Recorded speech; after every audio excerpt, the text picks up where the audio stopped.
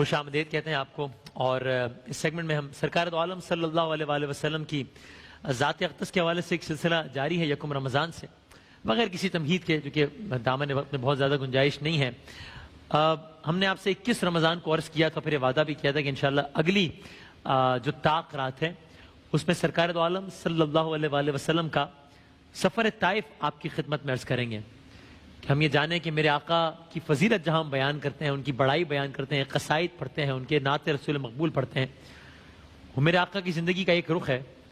اور پھر میرے آقا نے وجہ تخلیق کائنات ہوتے ہوئے، تمام تر اختیار رکھتے ہوئے، مختار ہونے کے باوجود کیا کیا اذیتیں نہیں سہیں، ایسی اذیتیں کہ انسان کو یقین نہ آئے، ناقابل بیان معاملہ۔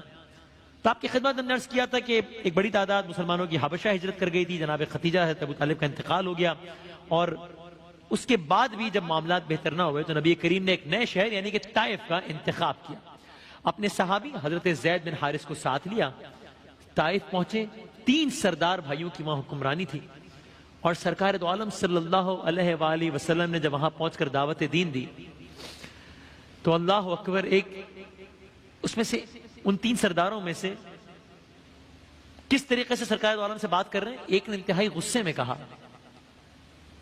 کہ الفاظ دہرانا مشکل ہے کہ اچھا اگر اللہ نے آپ کو نبی بنایا ہے تو پھر تو اس بات پر کعبے کا غلاف چاک ہو جانا چاہیے تھا۔ اللہ اکبر، اللہ اکبر۔ مجھ جیسا ناچیز انسان، گناہگار، خطا کار، ٹھیک، ہم اگر کہیں اختیار رکھتے ہوں اور سامنے والا ذرا اس طرح کی بات کرے کہ جہاں تضحیق کا پہلو ہو رہا ہو تو ہم بس پھر فوراً اپنا رد عمل ظاہر کرتے ہیں۔ یہ وجہ تخلیق کائنات ہے، جانتے ہیں کہ جو سامنے بات کر رہے ہیں اس کی حیثیت کیا ہے، اوقات کیا ہے، لیکن آقا سن رہے ہیں۔ ایک نے یہ کہا، دوسرا اس سے آگے بڑھ گیا گستاخی میں۔ یہ طنزیہ انداز میں یہ شخص کہتا ہے خدا کی لعنت ہو، کہتا ہے حیرت ہے، ہم لوگوں کے ہوتے ہوئے اللہ کو آپ کے سوا کوئی نبی نہ ملا۔ اللہ اکبر۔ تیسرا اور آگے بڑھا، ازراہ طنز کہتا ہے کہ اچھا اگر آپ نبی ہیں تو پھر آپ کا مقام تو بہت بلند ہے، تو پھر میں تو آپ سے بات نہیں کروں نا، کیونکہ آپ کو تو مقام بلند ہے، تو میں آپ سے کیسے بات کر سکتا ہوں۔ طنزی انداز۔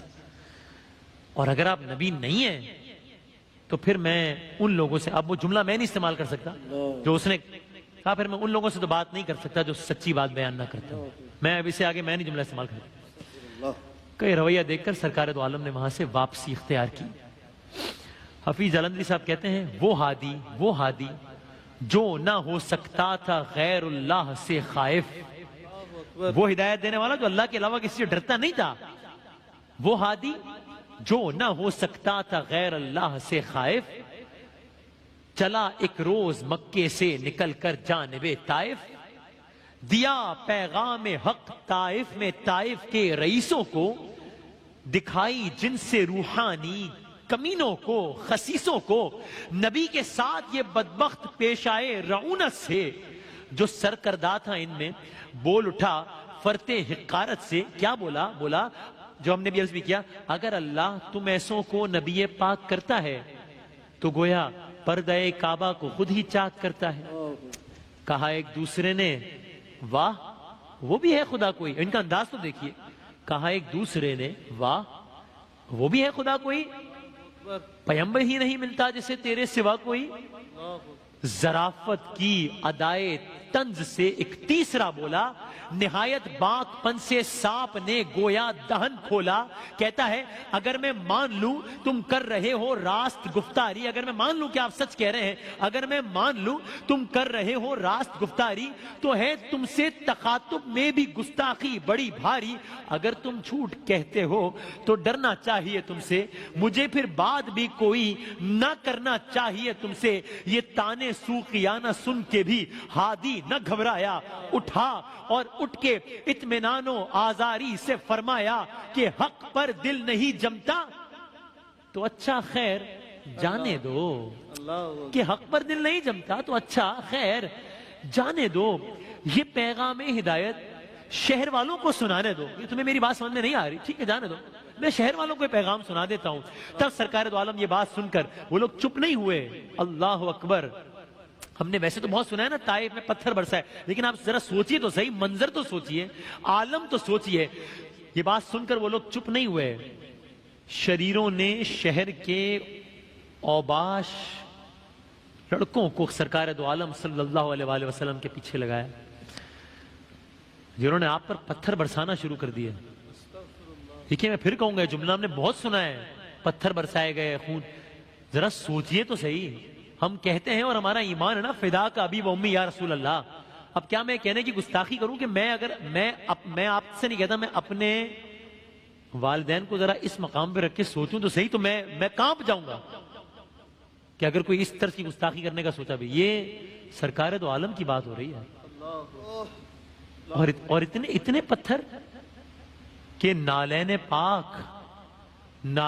پاک خون میں بھر گئی، یعنی پتھروں کی بارش کس پر؟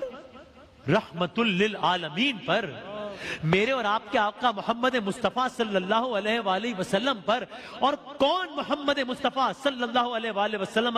ارے وہ محمد کے جو صاحب تاج و معراج ہیں، جو براق والے ہیں، جن کے وسیلے سے بلا قحط مرض اور علم دور ہوتے ہیں، درود تاج آئی ہے جن کے شان میں، وہ محمد مصطفیٰ کہ جن کا نام نامی بلند کیا گیا ہے، جنہیں قبول شفاعت کیا گیا ہے، جن کا نام لوح قلم میں نقش ہے، وہ جو عرب و عجم کے سردار ہیں، وہ جن کا جسم مقدس ہے، معطر ہے، مطہر ہے، وہ جو چاشت گاہ کے آفتاب ہیں، اندھیری رات کے مہتاب ہیں، بلندیوں کے صدر نشین ہیں، راہ ہدایت کے نور ہیں، مخلوقات کی جائے پناہ ہیں، اندھیروں کے چراغ ہیں، نیک اتوار کے مالک ہیں، امتوں کے بخشوانے والے ہیں۔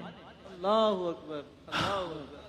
وہ محمد کے اللہ آپ کا نگہبان ہے، جبرائیل آپ کی خدمت گزار ہیں۔ تیرا بس بیان ہو کیسے،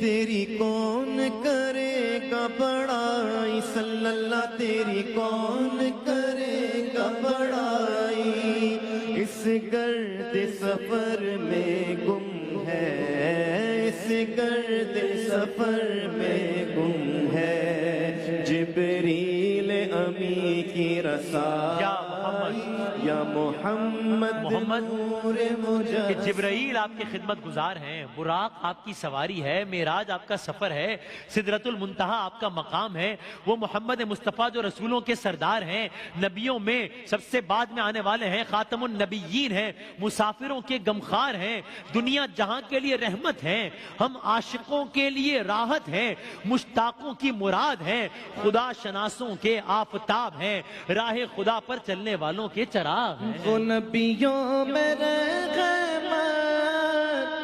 لقب پانے والے، محمد ہمارے بڑی شان والے، محمد ہمارے بڑی شان والے۔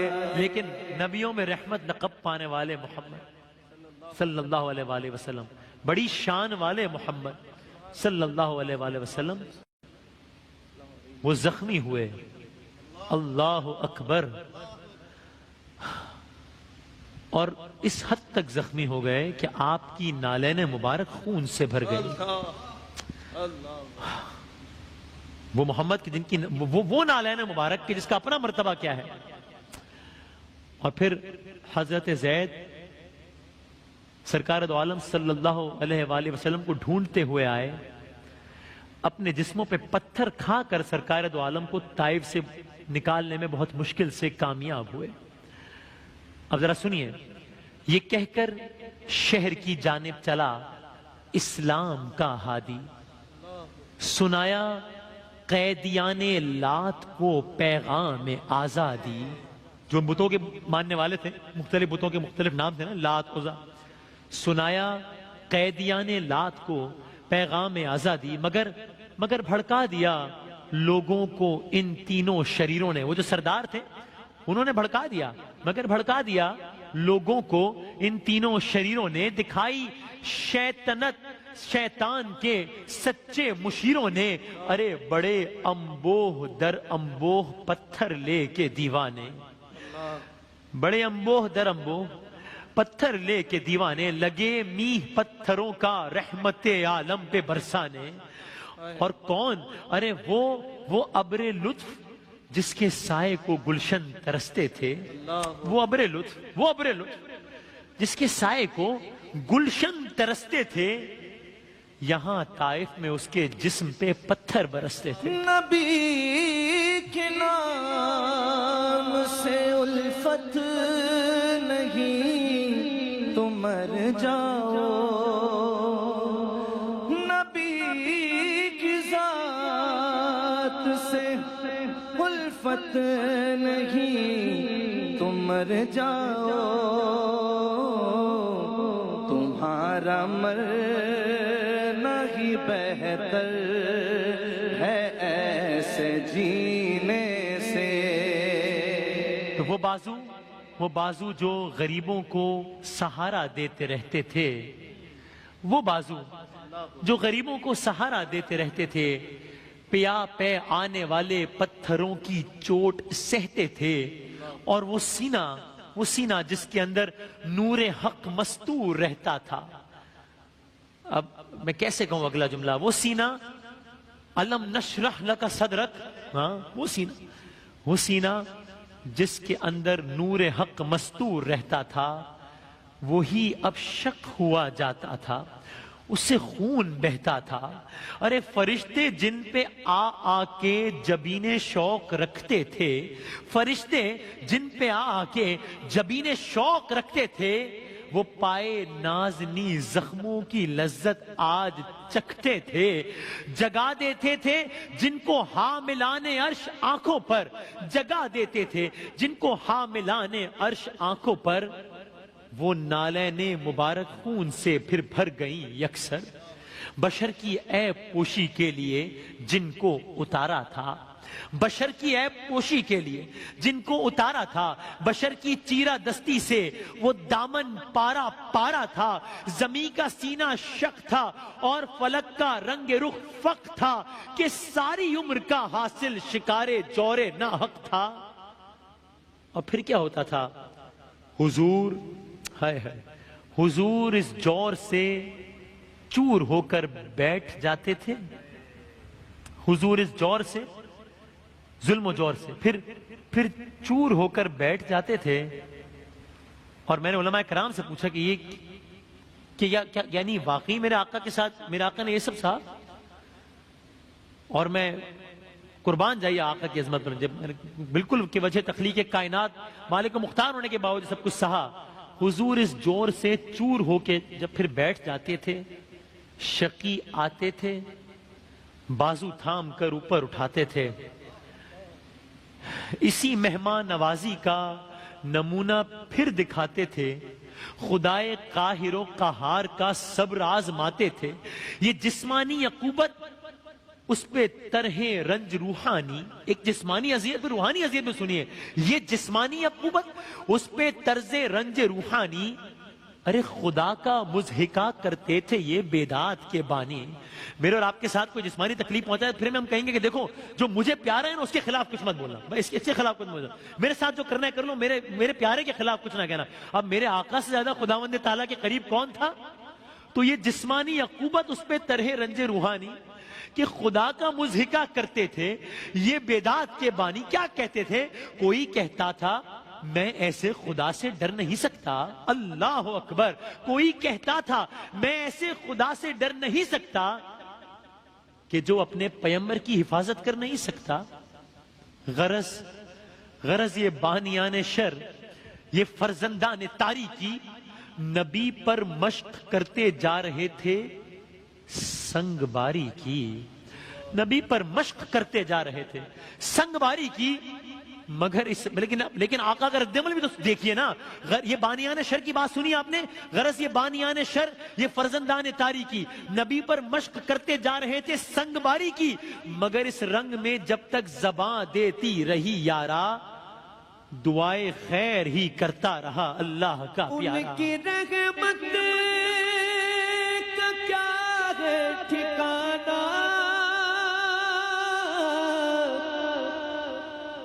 دیکھنے سوئے طائف زمانہ ان کی رغبت کا کیا ہے ٹھکانہ